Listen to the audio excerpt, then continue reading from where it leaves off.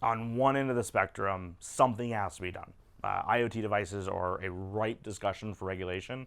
I would position so because there's no sort of single community to touch. There's no economic driver right now to actually be thinking about security in those devices. So regulation could make sense there. But the type of regulation you want to implement is where it can get dangerous.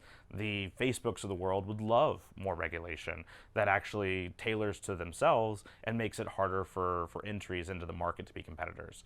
The electric infrastructure that we have, I keep going back to that, but the U.S. electric infrastructure in the United States is some of the most regulated infrastructure in the world. We have the NERC-CIP regulations. We've had those for over a decade now. They're very, very strict, $1 million a day type fines for violations. But we have to be willing to be flexible as well. So I testified in front of the Senate on that exact topic and said, look, the electric infrastructure, the regulations we have, we're better off today. Our electric infrastructure is better off than it's ever been. It's the best in the world, and regulation has played a part in that.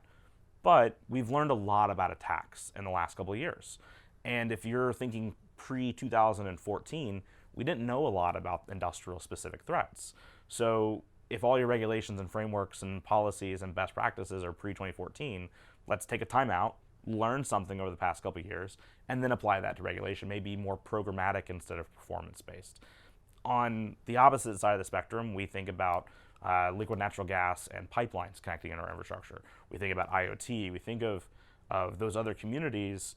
We can take different approach based on the communities. Again, IoT, maybe there's not one community to take a hold of. Natural gas pipelines, there's a community. There's an ecosystem. You can have conversations and go, look, this is what we want to regulate towards. How do we get from A to Z? Let's have a bilateral kind of conversation about it. Without a community, though, you can't do that. And that's where I think, again, regulation for things like IoT would make more sense. But I caution that every time I hear a security expert say, if we only had better passwords, if we only regulated firmware checking, like any point thing can have disastrous kind of butterfly effects on what you would actually really be accomplishing. And a lot of times we are introducing more and new risk by the type of regulations we write.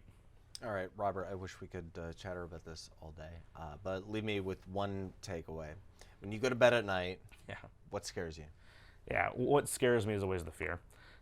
I think we have a lot of amazing people around our infrastructure doing wonderful things. I think the threats are not only real and extremely aggressive, but I think we'll be able to really invest towards that. But the fear is insane.